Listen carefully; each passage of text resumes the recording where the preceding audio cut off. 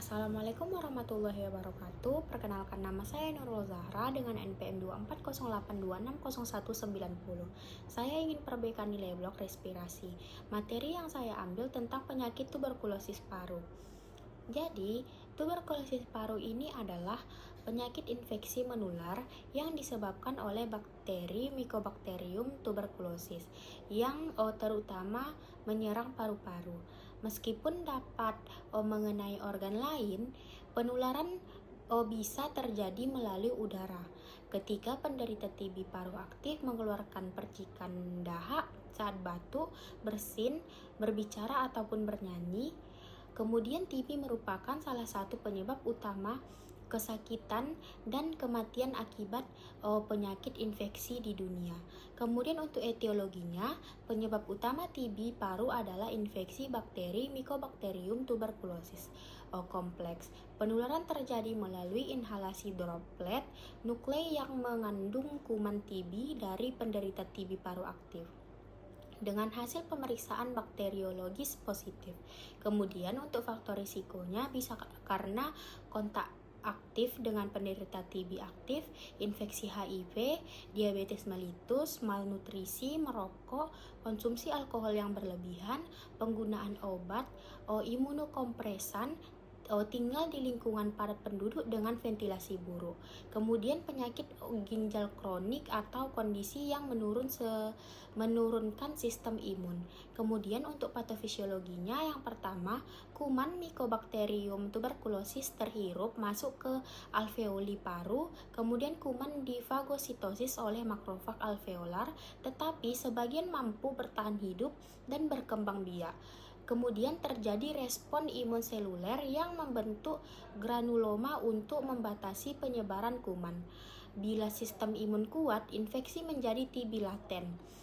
Tetapi bila daya tahan tubuh menurun, granuloma dapat pecah sehingga kuman berkembang dan menyebabkan TB aktif.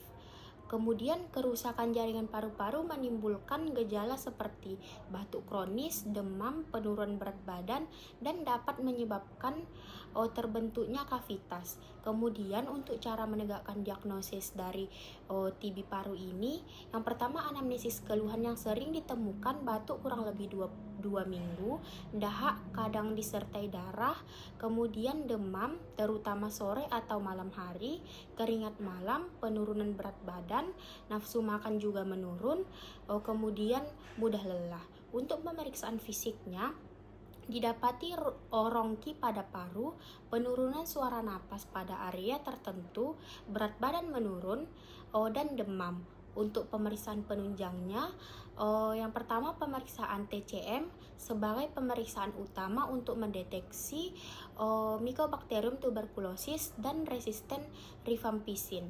Pemeriksaan mikroskopis BTA, kultur Mycobacterium tuberculosis, fototoraks, uji kepekaan obat bila dicurigai TB resisten obat, pemeriksaan HIV pada pasien TB. Kemudian untuk tata laksana non-farmakologi, edukasi pasien dan keluarga, etika batuk, menggunakan masker selama masih infeksius, nutrisi yang baik, kepatuhan minum obat hingga selesai.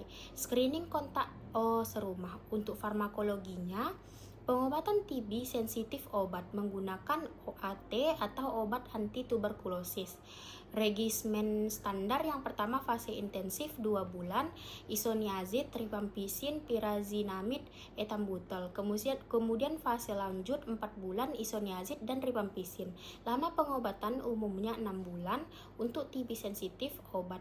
Sedangkan TB resisten obat memerlukan regimen khusus dengan durasi lebih panjang. Untuk komplikasinya, yang pertama, hemoptisis masif, pneumotoraks spontan, efusi pleura, fibrosis paru, bronkiektasis, gagal nafas, penyebaran menjadi TB militer, meningitis, tuberkulosis, dan kematian bila tidak diobati.